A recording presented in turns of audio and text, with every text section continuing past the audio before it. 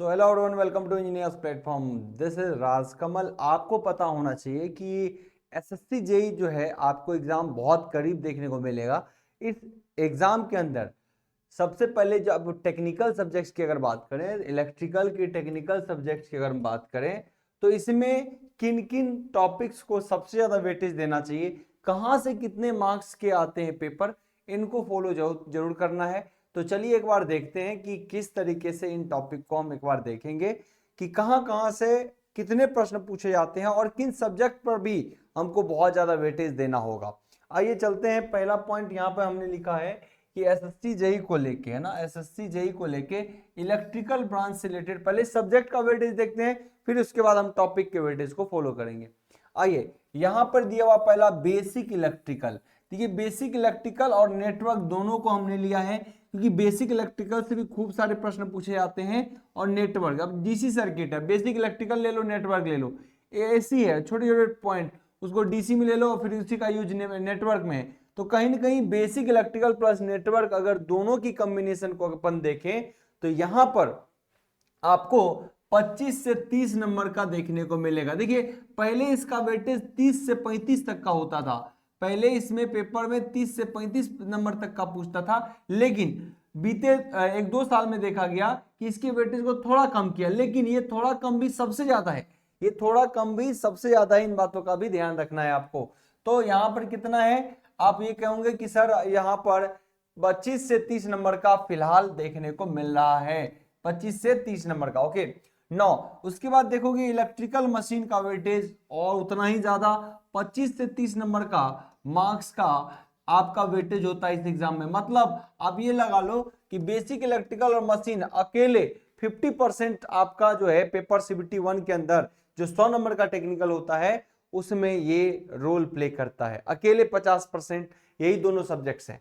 उसके बाद आप बात करोगे पावर सिस्टम, तो 15 से 20 नंबर का वेटेज ये भी रखता है ना। उसके बाद टॉपिक पर चलेंगे, फिर मेजरमेंट की बात करोगे तो 10 से 12 नंबर 13 नंबर का वेटेज ये रखता है। Utilisation utilisation of electrical energy, और यहां पर बात करेंगे एस्टिमेशन एंड कॉस्टिंग की, तो तकरीबन 8 से 10 नंबर का, यहाँ एक दो नंबर का इजाफा हुआ है, पहले 5 6 7 नंबर तक पूछता था, अभी 8 से 10 नंबर तक का वेटेज ये रखता है। तो अगर आप बात करोगे तो टोटल ये 8 से 10 नंबर का वेटेज यहां पर रखता है। बेसिक इलेक्ट्रॉनिक्स की बात करें तो 5 से 6 नंबर तक का वेटेज बेसिक इलेक्ट्रॉनिक्स रख लेता है।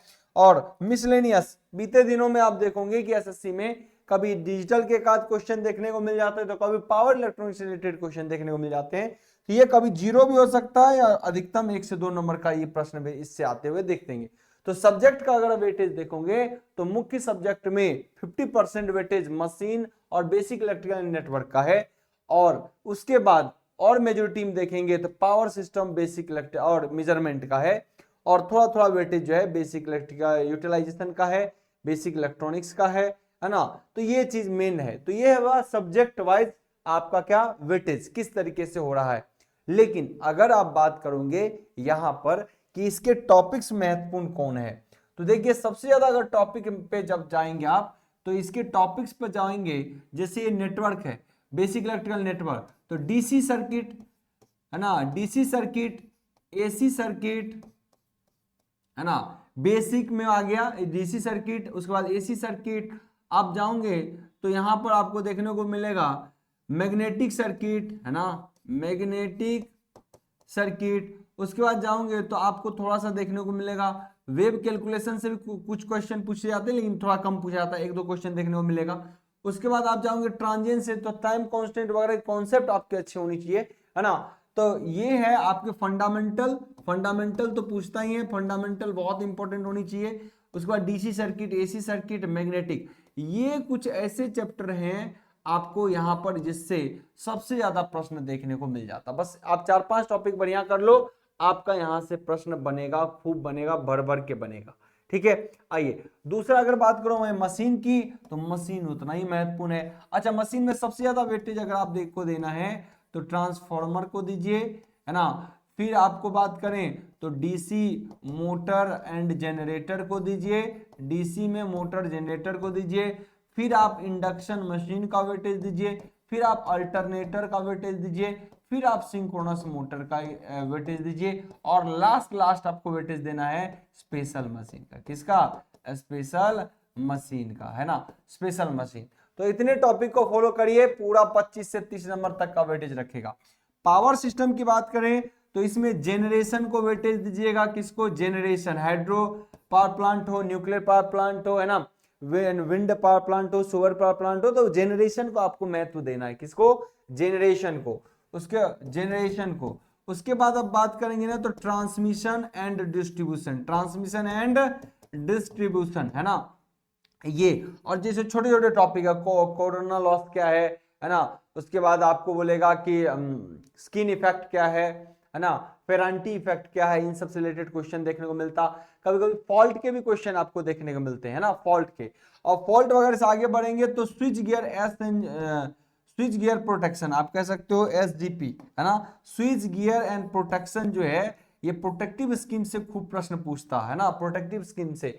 आपके चैप्टर में इंसुलेटर टॉपिक नहीं है, लेकिन इंसुलेटर से भी ये प्रश्न पूछता है, सर्किट ब्रेकर से पूछता है ना, उसके बाद आप रिले से प्रश्न पूछता है। तो पावर सिस्टम में आपको इन टॉपिक को खासा ध्यान रखते हुए पढ़ना है। अच्छा, फॉल्ट वगैरह से एक आध क्वेश्चन कभी कभी पूछता है, तो वो उससे ज्यादा महत्वपूर्ण ये है, इसमें थियोरेटिकल पार्ट और थोड़ा थोड़ा न्यूमेरिकल पार्ट, है ना। जनरेशन से भी न्यूमेरिकल पार्ट, जैसे डाइवर्सिटी फैक्टर, इस सबसे भी क्वेश्चन आपको पूछता है। पीक फैक्टर क्या होता है, लोड फैक्टर क्या होता है, इनसे भी प्रश्न आपको देखने को मिलेगा। मेजरमेंट में बात करें तो मेजरमेंट में ammeter, voltmeter, wattmeter, energy meter, इतना को फोकस जम के करिएगा तो मैक्सिमम क्वेश्चन बनेंगे। किसको? एमीटर को, वोल्टमीटर को, एमीटर को, वोल्टमीटर को, वाटमीटर को, एनर्जी मीटर को, है ना, सीआरओ को थोड़ा कर लेना है। ये सब कर लेंगे तो आपका मैक्सिमम काम हो जाएगा, है ना, मैक्सिमम काम यहीं से हो जाता है। ठीक है, थोड़ा बहुत पावर फैक्टर मीटर का भी पूछ लेता है या कुछ अलग से पूछेगा, नहीं तो इतना वो कर लेंगे तो आपका मैक्सिमम चीज यहीं से कवर हो जाता है। उसके बाद कभी कोई ट्रांसड्यूसर थोड़ा पढ़ लेना है, सीआरओ जैसे थोड़ा हमने यहाँ पे टच कर दिया है। ब्रिज से थोड़ा बहुत क्वेश्चन पूछता है, रेजिस्टेंस मेजरमेंट से थोड़ा बहुत क्वेश्चन पूछता है, तो ये सब चीजों को थोड़ा सा फोकस करना है, आपका मेजरमेंट में मैक्सिमम टॉपिक कवर हो जाएंगे। उसके बाद यूटिलाइजेशन ऑफ इलेक्ट्रिकल एनर्जी और एस्टिमेशन एंड कॉस्टिंग। देखिए यूटिलाइजेशन में आपको खासकर इलेक्ट्रोप्लेटिंग की बात कर ले, है ना, वेल्डिंग की बात कर ले।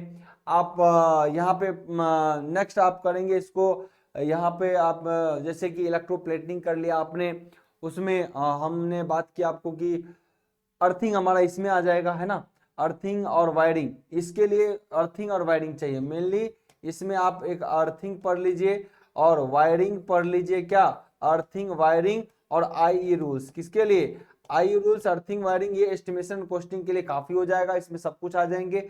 और यूटिलाइजेशन की जो मैं बात कर रहा हूं, तो यूटिलाइजेशन ऑफ इलेक्ट्रिकल एनर्जी, यानी इलेक्ट्रिकल एनर्जी का जो यूज करे, जैसे इलेक्ट्रोप्लेटिंग बोल गया, वेल्डिंग आपको इसमें आ गए, इल्यूमिनेशन आ गए, बल्ब वगैरह का यूज है, अलग अलग बल्ब के लाइट्स वगैरह, उसकी क्या यूनिट्स होती हैं, उन पर फोकस करिएगा इल्यूमिनेशंस वगैरह में, तो आपको यहाँ पर भी ये काम चल जाएगा। इससे क्वेश्चन ज्यादातर देखने को मिलेगा। आजकल तो देखता हूँ वायरिंग से भी खूब क्वेश्चन पूछता है, कौन क्लीट वायरिंग है, कौन सस्ता है, कौन महंगा, है ना।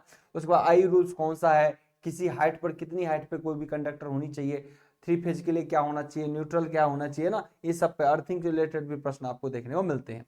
नेक्स्ट बेसिक इलेक्ट्रॉनिक्स में आप सिर्फ पीए फिजिक्स का, सेमीकंडक्टर फिजिक्स का अगर नॉलेज रखते हैं तो वो भी आपको बहुत एडवांटेज देगा। सेमीकंडक्टर फिजिक्स से मोस्टली क्वेश्चन होते हैं, थोड़ा बहुत कभी बीजेटी और ओपाम को जोड़ेगा, नहीं तो सेमीकंडक्टर फिजिक्स से अगर आप पढ़ रहे हैं इलेक्ट्रॉनिक्स का हिस्सा, पीएन जंक्शंस को लेके, है ना, और उससे रिलेटेड डिफरेंट कंपोनेंट जो बनते हैं और रेक्टिफायर सर्किट सबको अगर पढ़ लिए तो आपका बेसिक इलेक्ट्रॉनिक्स यहीं से कंप्लीट हो जाएगा। अच्छा, डिजिटल और पावर इलेक्ट्रॉनिक्स, पावर इलेक्ट्रॉनिक्स में थोड़ा सा थायरिस्टर को खाली पढ़ लीजिए, उससे ऊपर नहीं आता ना, तो रेलवे में इससे ऊपर आता ना इसमें, तो रेलवे में भी अगर आपको आएगा तो पावर इलेक्ट्रॉनिक्स खाली बढ़िया से पढ़िए, यानी पीएन जंक्शन आपको बेसिक पता ही है, उसके बाद थायरिस्टर को खाली पढ़ लीजिए, जिसको आप एससीआर कहते हैं, तो आपका काम हो जाएगा। एक आध क्वेश्चन पूछेगा तो कभी इसी से पूछता। अच्छा, डिजिटल इलेक्ट्रॉनिक्स की अगर बात करें तो इसमें बुलियन फंक्शंस वाला और लॉजिक गेट्स, बस 2 ही चैप्टर को पढ़िएगा। आरआरबी में भी वो आता है कभी कभी, है ना, आता ही आरआरबी में खासकर तो, और आपको एसएससी जेई में कभी आएगा तो दिख जाएगा, ये बात ध्यान रखना। तो इस तरीके से इलेक्ट्रिकल का वेटेज है, इसी तरीके से टॉपिक का भी वेटेज है। आप लोग टॉपिक वाइज इन चीजों को देख सकते हैं, सब्जेक्ट वाइज और topic wise weightage. I hope तो सब चीज क्लियर होगा, यही हमारा मेन इस चैप्टर का उद्देश्य था। हाई वेटेज टॉपिक्स, या आप कह सकते हो सब्जेक्ट्स ना। इलेक्ट्रिकल का, इसको हमने बताया। बाकी इस पर रिलेटेड और भी वीडियोस हम आपको लाते रहेंगे। धन्यवाद, थैंक यू।